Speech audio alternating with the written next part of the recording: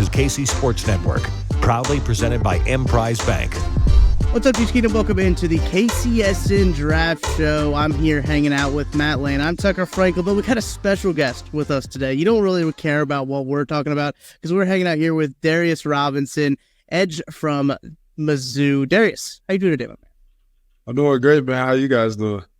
We're making it. We're excited to be here, joined by you today. This is a lot of fun for us. We're going to sit down, talk a little bit of football. No hard hitting questions or anything coming at you, but we just wanted to sit down, hear a little bit about it. Let's start here. Your journey into football. How'd you get started with football when you were younger? What got you into the game and start to kind of love it?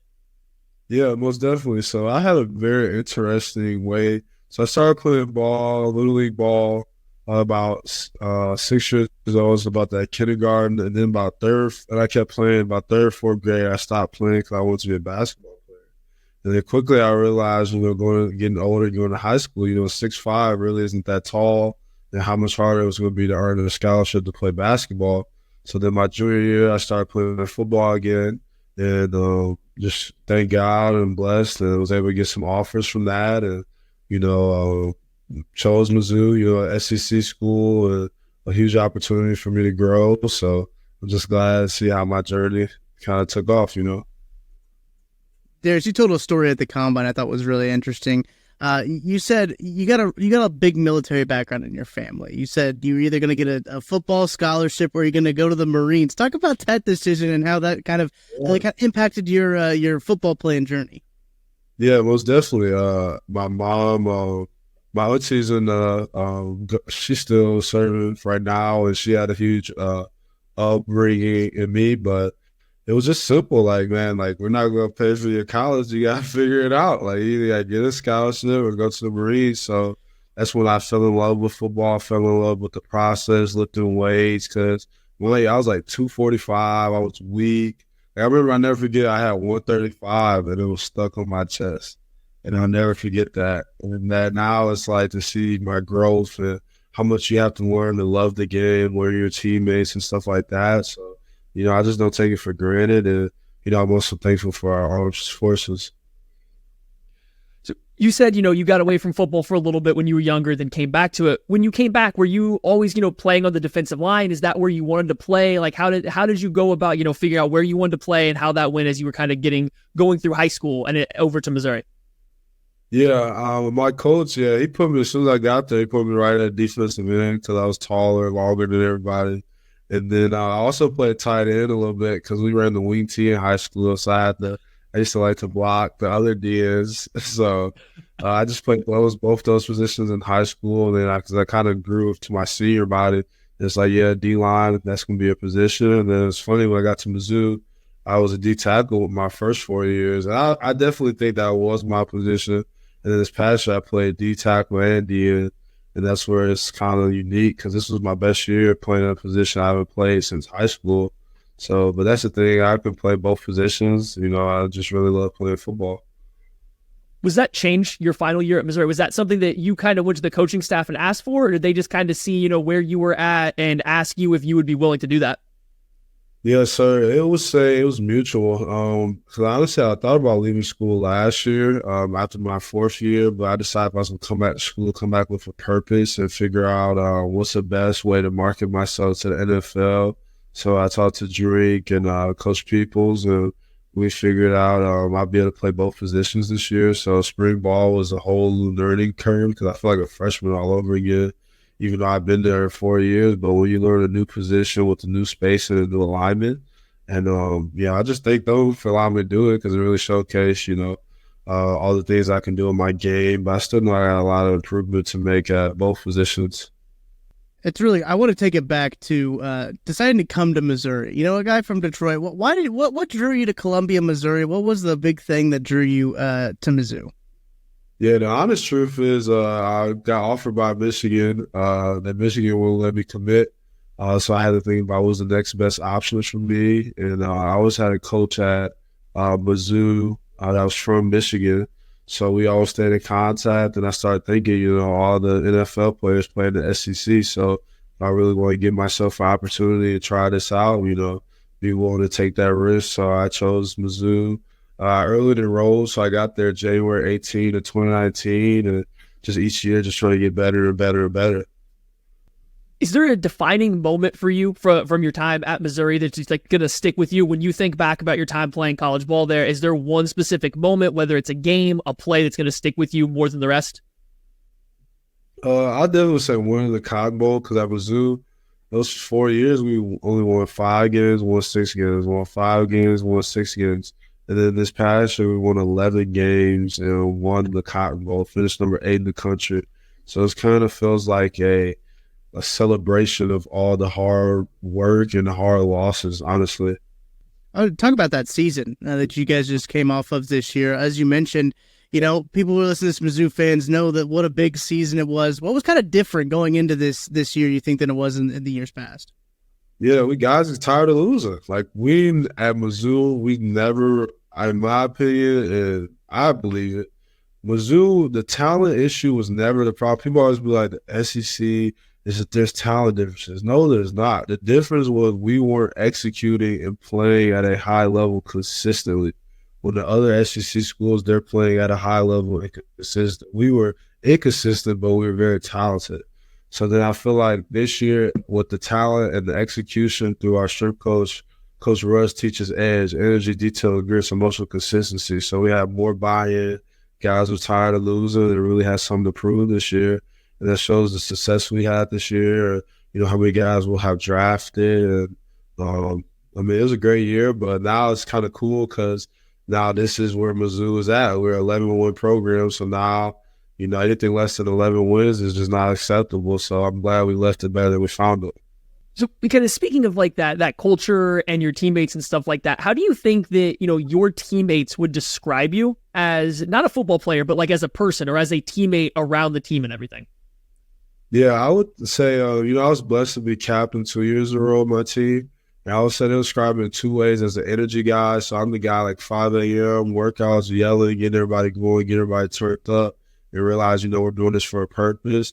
But also as a servant leader, I was the guy like the freshman need a ride to the store, ride to the apartments. I want you to call me so that you can count on me, and I could translate to football and in life. And I just try to be the same guy every day, just live by high character and just treat people how you want to be treated. Because like you said, people are going to always ask, so what was D-Rob like, or what was he like? And they're not going to ask about football. Everybody knows football player you were, but who were you as a person? So I try to be the best person each and every day.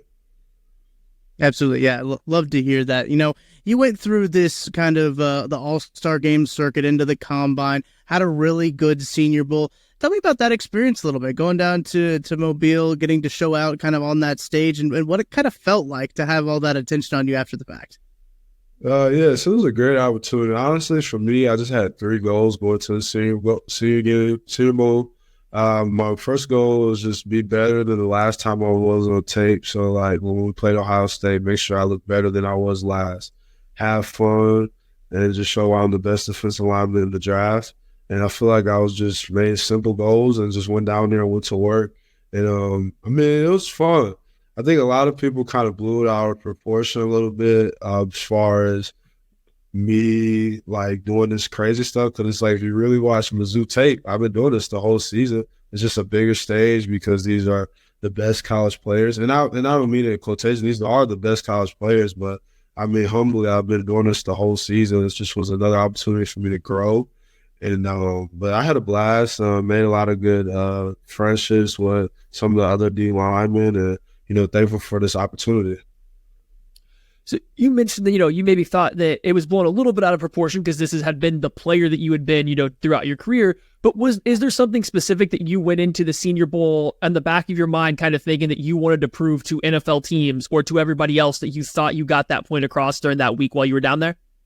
Yeah, show that I'm the best defensive lineman in the draft. Show that I can play a 0 through a 9. Show that I can play fast. Show that I play violent, and why you should pick me over everybody else. And I let my tape speak for itself. Like, I'm not a guy. I'm not going to sit here and tell you why I think this. I just cut the tape on, and I feel like watching Senior Bowl, I feel very confident when you cut the tape on. And like you said, but now I'm just excited for Pro Day. It's another opportunity in front of NFL teams to show that I got better than the last time I was at the Senior Bowl. Because at the end of the day, I really believe in just staying green, like the bananas. Like, think about it. If you the yellow brown banana, you getting thrown out quick. But as long as you stay green, shoot, you gonna stay on the aisle a little longer.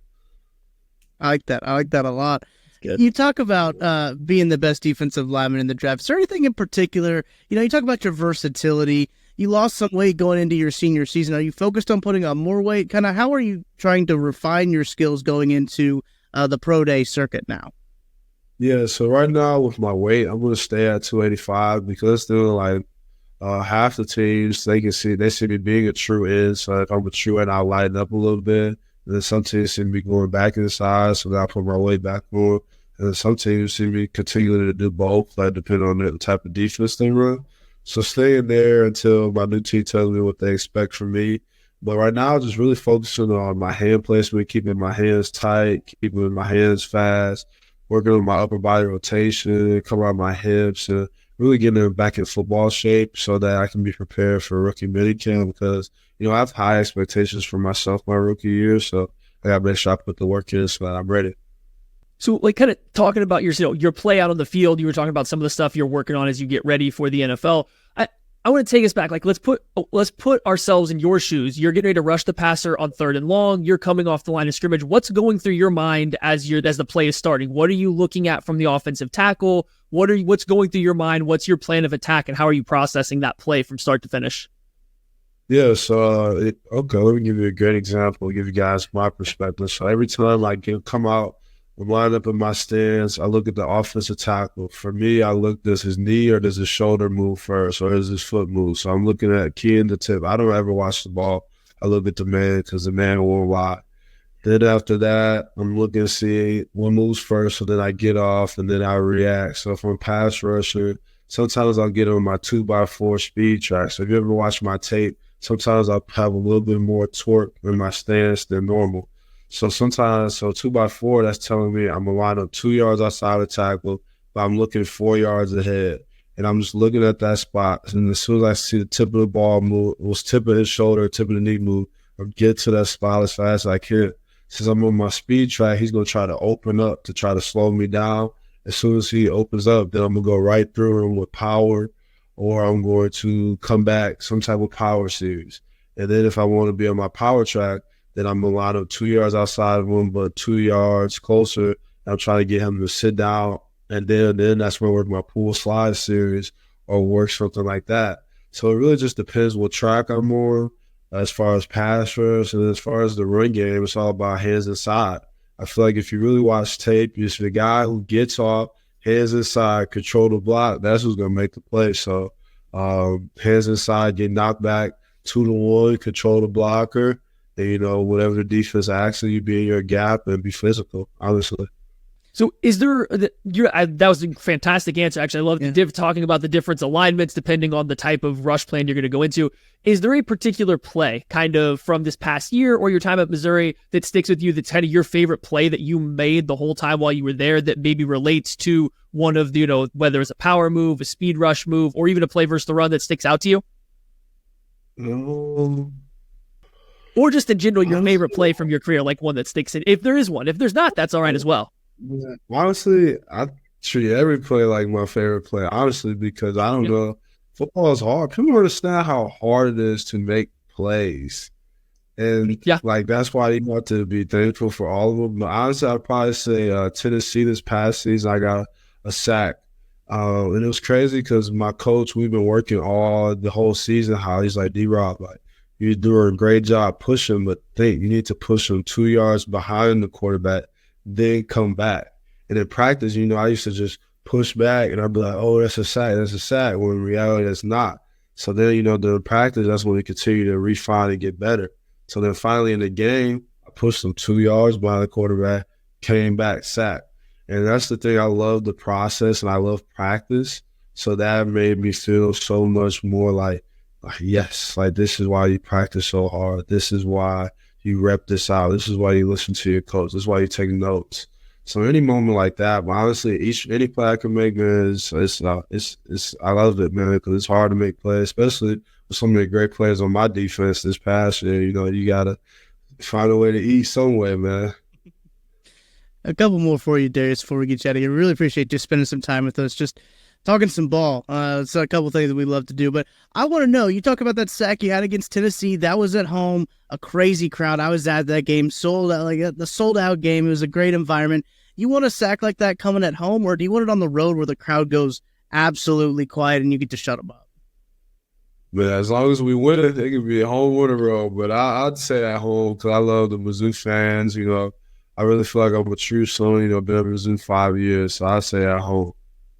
All right, so let's fast forward. I guess we're just a little over a month away now. You're sitting there, on draft night. You get that phone call. 37 days. 37 days. 37 days. Yeah, you got it down, I'm sure. So you're 37 days out. You get this phone call. It comes in, and you're getting drafted to Team X. It comes and picks you. What's just the first thing that's going through your mind when you get that phone call? Who's there with you, kind of at your draft party or hanging out with you while you're waiting for that moment? And what emotions are going through you? Yeah, honestly, the first thing that's gonna be on my mind is like the city and what city is gonna be, like what's gonna be my new process as far as like the weather, all that stuff. That's what the first thing I do when I wake up is check the weather. I just stroll down to the field, so see what the city's like. Just really cherish that moment. Think about what vets did they have that I can learn from. And then just really embrace the moment with my family because it was a lot of hard work. But, I didn't come to participate. I came to dominate. So just trying to get into their system, get into their organization as fast as I can, and then, get to my process and then learn from the veterans process. So, I can be able to play my rookie year. It's awesome to hear. Very excited to see what happens to you with the NFL draft being in Detroit too, right? Your neck of the woods up there as well. So very excited. We really appreciate you joining us on today. Thank you. Thanks for having me.